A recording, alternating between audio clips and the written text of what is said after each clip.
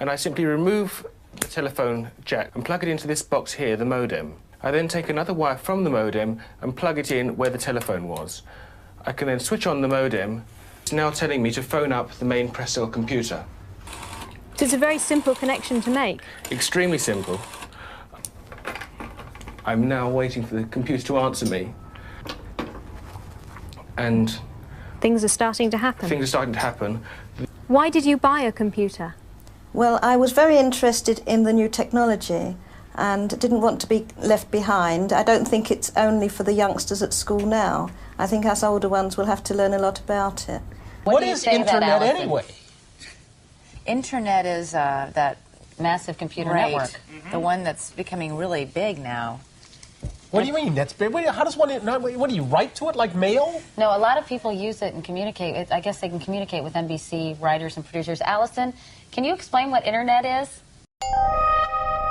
The world is in financial disarray. Currencies failing, economies in wild flux, jobs being lost. But what if you could build an entirely new economy, one specifically designed for the digital realm? Well, that is the dream behind Bitcoin. Bitcoin, for those of you who don't know, is an electronic online currency that was created in 2009. It was made by someone who did it under the pseudonym Satoshi Nakamoto. Like any economy, you don't want too much too fast because then the value of your currency drops, or so slow that your economy grounds to a halt. It's designed to be a self-stabilising economy. Whether it actually is that way though, well, that is a little bit more complicated. Because some people have said, hey, Bitcoin is the answer to those problems. Are you a believer? Well, Bitcoin is exciting because it shows how cheap it can be. Bitcoin is better than currency in that you don't have to be physically in the same place, and of course for large transactions currency can get pretty inconvenient. And what is Bitcoin? Bitcoin is a currency on the internet.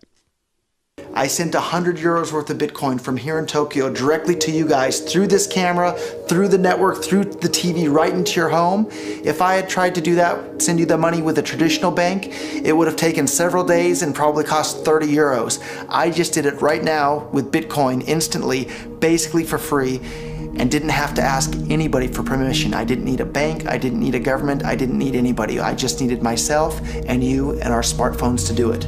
That's the power of Bitcoin. Wall Street is fraud, America is fraud, the world is fraud, banks are fraud, central banks are fraud. We live in an era of fraud. It's all based on fraud, and they get a percentage of the fraud. That's the business model.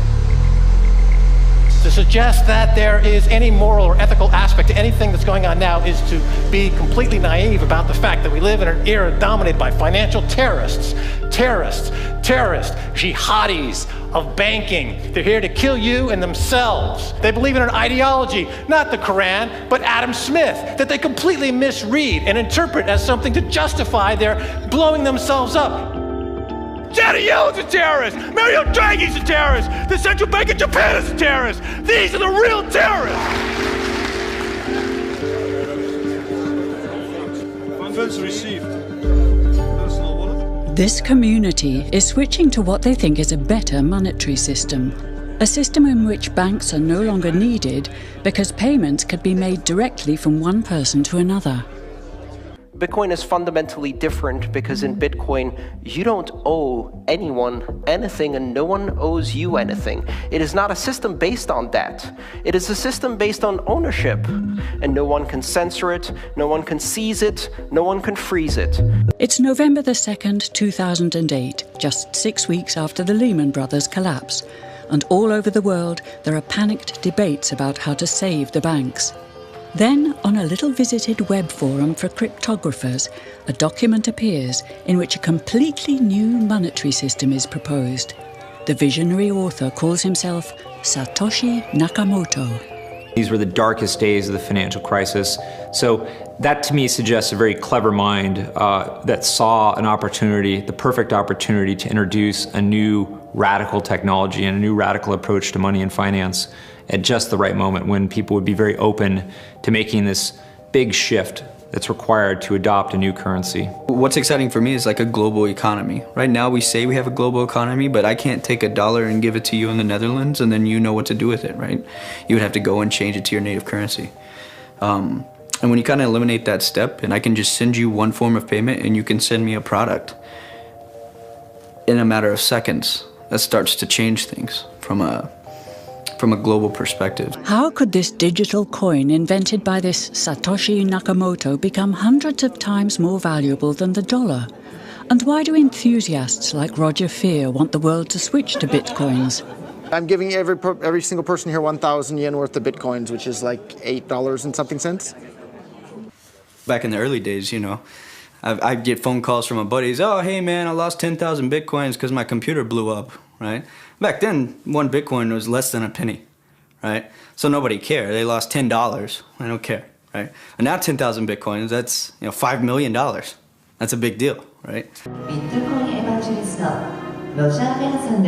I think a lot of people are underestimating the way in which Bitcoin and the blockchain are going to change the power structures in society in general. I mean, I grew up in the US and I see all these people like, yeah, nuke everybody in the Middle East and kill them all. And then they have the former Secretary of State, Madeleine Albright, on 60 Minutes, one of the most popular news shows in the US. And they asked her, they said, like, there's reports that more than 500,000 Iraqi children have died as a direct result of US sanctions. And she looks back at her with a straight face and she goes, it was a really tough decision, but I think that it was worth it. Worth murdering 500,000 kids because of what the government did? And I apologize for crying, but it just disgusts me from my core when I see government people murdering people around the world. It's not just theoretical, these are real people with real lives. And it's real people, and Bitcoin has the power to undermine everything they're doing to people around the world. And I'm sorry for shouting, but it just disgusts me what these people in government do. And they do it through central banking and through the control of the money supply, and Bitcoin takes that away from them.